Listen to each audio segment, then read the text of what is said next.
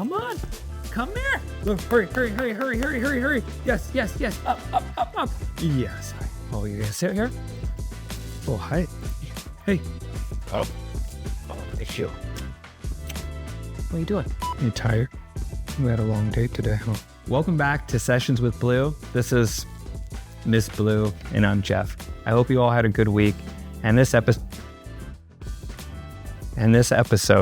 I guess we'll call it Doing Hard Things in Life, which has been a common theme for me over the past several years now. The other day, I was hanging out with a good friend of mine, and we got on the subject of why do we avoid hard things in life, or as we get older.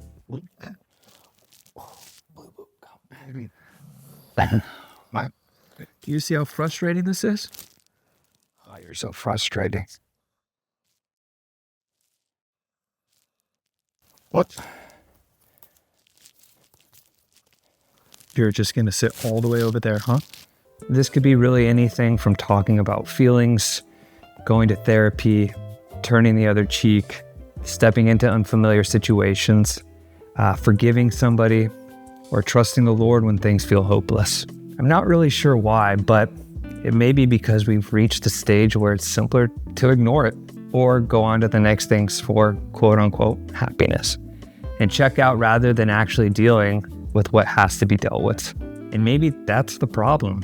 Maybe we've convinced ourselves that ignoring something means it'll go away.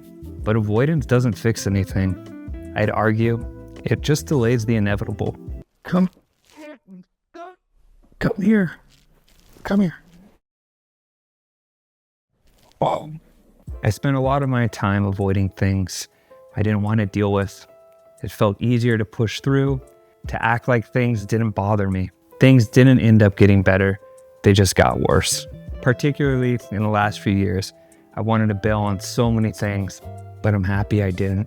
I know that I wouldn't be where I am today if I hadn't gone through some of these difficult situations, but it's taken some time to get there. Sharing emotions is one of the things I used to be really bad at, and if I'm honest, still struggle with today. I was coping with depression, worry, anxiety, loneliness, hopelessness, and frustration following a lot of things. And I soon realized if I didn't talk to my close friends or a therapist or family, I might not make it. There were days I didn't say or do anything. I would just sit around the house, go to bed late, not touch the TV or my phone. And there were other days where I would just say one word, and other days where I'd share sentences. But I knew deep down I had to just start sharing, which was a hard thing to do for me. I hoped that by sharing, I would be able to begin to process my grief and my struggles. Are you comfortable? Are you tired? I also noticed that when I would share things with my friends or family members, they would also share back, which helped them start their transformation too.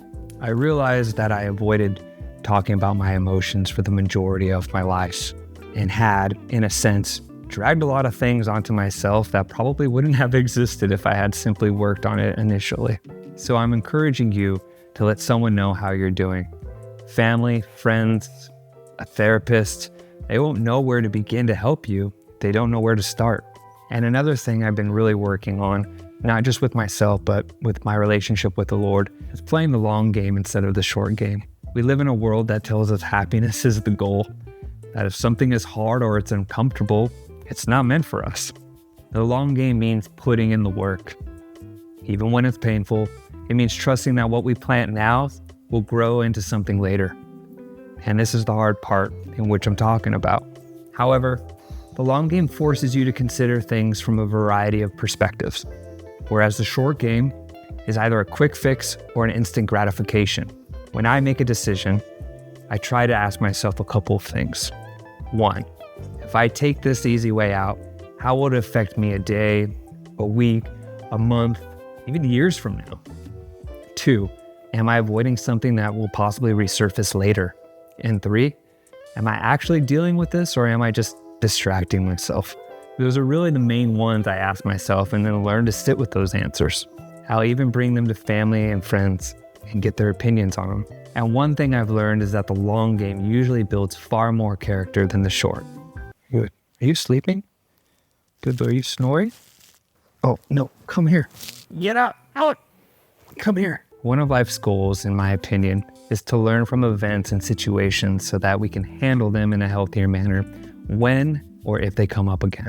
We're so quick to bail on things that might take years to get better at. Long suffering, forgiveness, hard conversations, anger, turning the other cheek, resentment are really all areas that we, and personally, I naturally want to bail or avoid. I was reading the other night in Galatians and came across Galatians 6:9.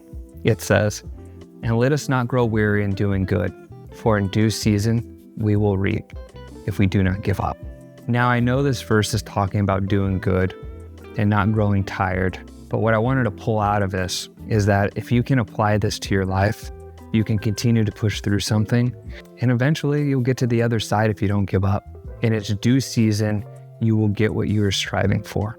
Some things just take months, years, or even the whole lifetime, and that's okay. I would say healing isn't linear and growth doesn't have a deadline. I know facing the hard stuff is uncomfortable. I know it's easier to distract yourself, to push it down, to move on like it's not there. I also think about my kids when it comes to doing difficult things. Kids often look at how their parents respond to things. I know my parents faced a lot of difficult trials when I was growing up. I wanted to create these videos so my kids can look back on them and see how their dad did, how I tried my best to give them a really good blueprint on how to tackle hard situations in life. I know facing this stuff is uncomfortable. I know it's easier to distract yourself, to push it down, or to move on like it's not been there. But avoiding it won't heal it. Sometime down the road, I plan to make more videos that go into depth in these different areas like I mentioned earlier. There's a poem by Robert Frost called "The Road Not Taken." He ends the poem by saying, "Two roads diverged in a wood, and I took the one less traveled by, and that has made all the difference." I do hope that this offers some sort of encouragement, that it is worth it to do the hard things in life. Until next time. Blue. You ready? All done. You ready to go? Are you ready? I'll see you later.